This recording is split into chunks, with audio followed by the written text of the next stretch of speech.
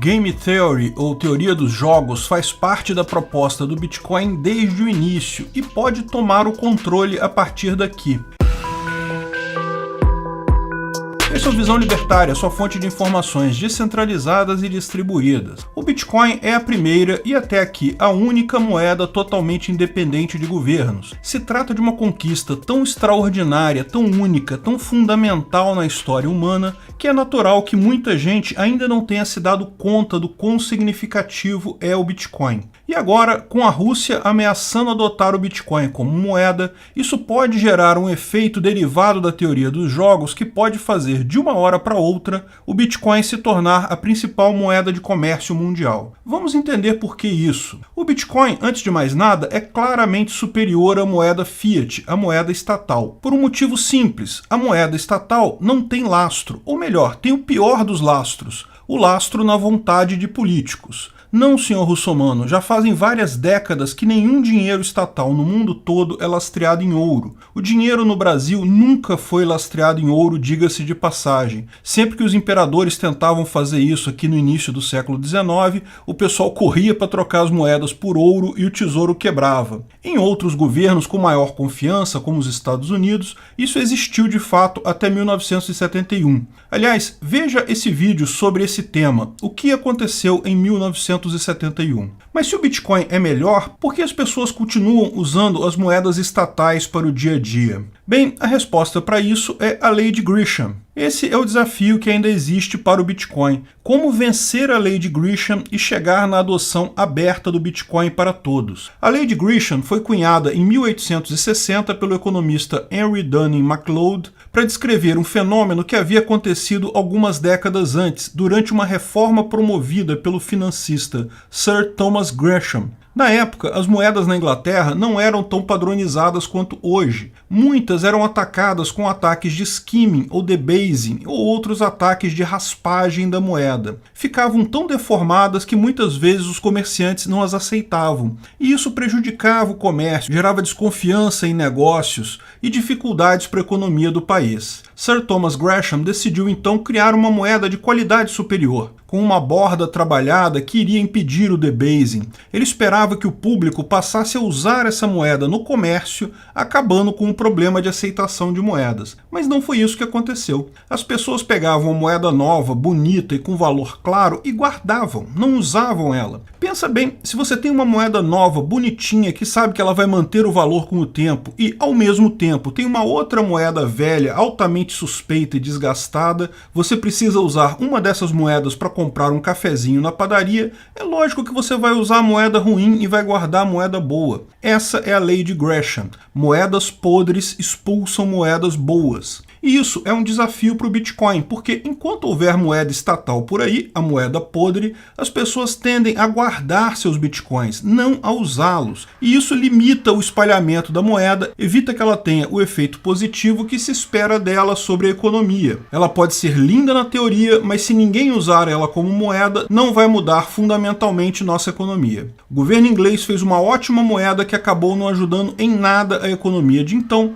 porque todo mundo continuava usando a moeda anterior, só guardava a nova. Como romper a lei de Gresham? Como definir o Bitcoin como moeda global para que todos possamos ter o benefício econômico advindo de uma boa moeda não inflacionária? Bem, a recente decisão da Rússia anunciada, mas ainda não implementada, de regulamentar o uso do Bitcoin como moeda pode ter esse exato efeito. Vamos explicar por quê. Muita gente não sabe que o Bitcoin vai muito além da criptografia, tem muito mais matemática envolvida. Além de criptografia, blockchain, consenso distribuído, hashcash e várias outras técnicas fundamentais para o funcionamento da moeda sem governo, dentro da proposta do Bitcoin existe também o uso de teoria dos jogos para garantir que todos adotem a moeda e se comportem de forma legítima. A teoria dos jogos é um ramo da matemática que investiga como as pessoas tomam decisões com base em incentivos. Embora nós humanos tenhamos livre arbítrio,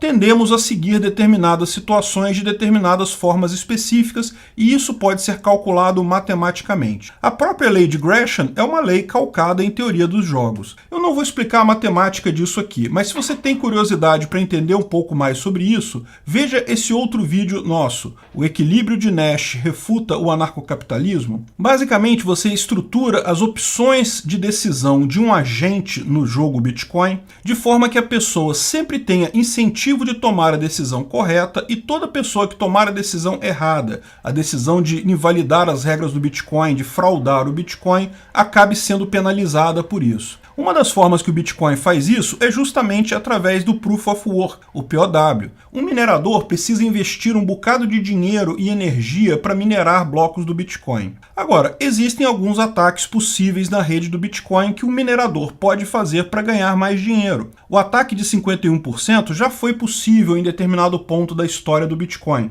e nunca foi usado. É possível que torne a acontecer no futuro e, novamente, ninguém deve tirar proveito disso. O ataque da mineração secreta garante 33% de ganhos extras para o minerador. Por que os mineradores não usam isso? Exatamente porque o desenho do consenso do Bitcoin faz com que isso não seja interessante. Um minerador com 51% do hash power pode fazer um ataque de gasto duplo, mas isso imediatamente faria o valor do Bitcoin despencar. Ele pode usar 2 vezes agora algo que ele poderia gastar uma vez com um valor muito maior. Não vale a pena fazer um ataque de 51%. O ataque de mineração secreta aumenta o seu ganho em 33% em relação a outros mineradores, mas multiplica por 2 o seu custo de energia para minerar. Então não vale a pena. É melhor você seguir as regras do jogo do que tentar fraudar a coisa. Todo ataque possível no Bitcoin resulta em um custo maior do que o benefício para o atacante. Portanto, o sistema se mantém incólume há tanto tempo, mesmo quando houve possibilidade de ataque real sobre ele. Mas além da teoria dos jogos aplicada ao funcionamento do Bitcoin em si, existe uma outra visão de teoria dos jogos referentes à adoção do Bitcoin. É como imaginamos que o Bitcoin deixará as moedas podres para trás e se tornará a moeda mundial de trocas. Numa matriz de decisão entre adotar uma moeda que dependa de um país ou adotar uma moeda que não dependa de ninguém, os países irão paulatinamente, mas inexoravelmente, migrar para a moeda que não depende de ninguém, ou seja, para o Bitcoin. E as pessoas, por sua vez, irão seguir este mesmo caminho um pouco mais adiante. Você adotar uma moeda estatal podre como o dólar é vantajoso para o país, porque as outras pessoas também usam o dólar. Mas se o emissor do dólar decidir romper a sua confiança, isso passa a ter um custo muito alto para você. Por outro lado, se você adere a uma moeda sem controle, ninguém vai controlar ela. Mas sempre que o emissor do dólar decidir bloquear alguém, agora você tem mais um país para fazer negócio preferencialmente usando o Bitcoin, sem risco de problemas futuros. Isso indica que o número de países que adotam o Bitcoin como moeda tende a crescer sempre. Pode crescer devagar, pode crescer rápido,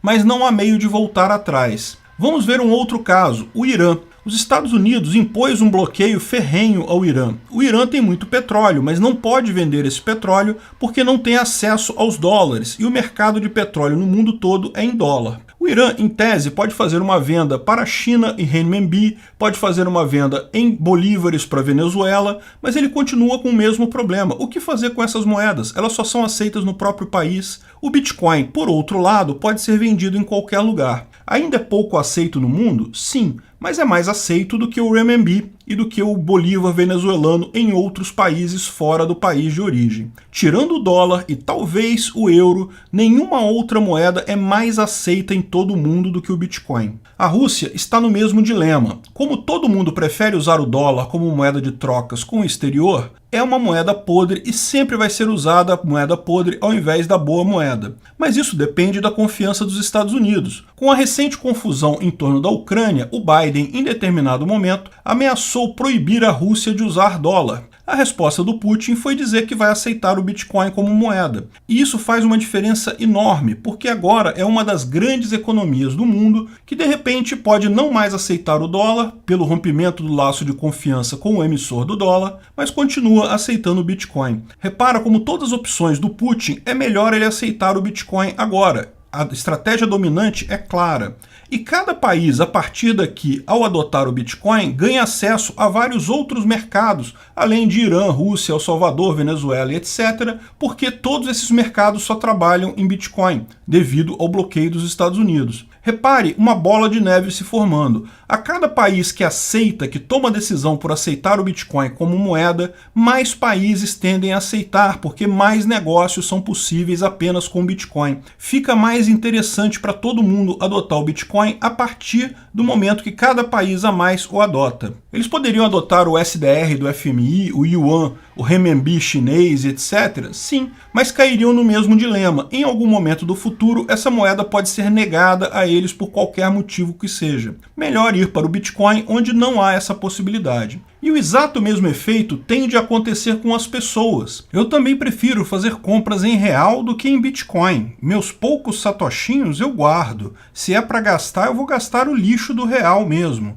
Lei de Grisham é um fato, mas à medida que o governo usa seu poder na moeda para restringir pessoas, bloquear contas, confiscar dívidas e etc., cada vez mais gente tende a usar o Bitcoin. É um processo lento, mas inexorável, só vai de um lado para o outro. E cada vez mais países adotando a moeda, cada vez mais pessoas têm vantagem também em adotar o Bitcoin. A Rússia pode ser o peixe grande que fará uma diferença enorme nessa transição, tornará ela muito mais rápida. O dólar não está indo bem das pernas, não sei se você está vendo as últimas notícias. Cada vez mais surge o incentivo por uma nova moeda global, e essa moeda global evidentemente tem que ser isenta de país. Há algum tempo atrás só se ouvia falar de países banindo o Bitcoin. Hoje a maior parte das notícias são países querendo adotá-lo como moeda. Em breve, se você não tiver o Bitcoin, você não faz negócio com ninguém. Porque dinheiro estatal mesmo, aquele lixo, todo mundo vai ver que não vale mais nada. É matemática pura.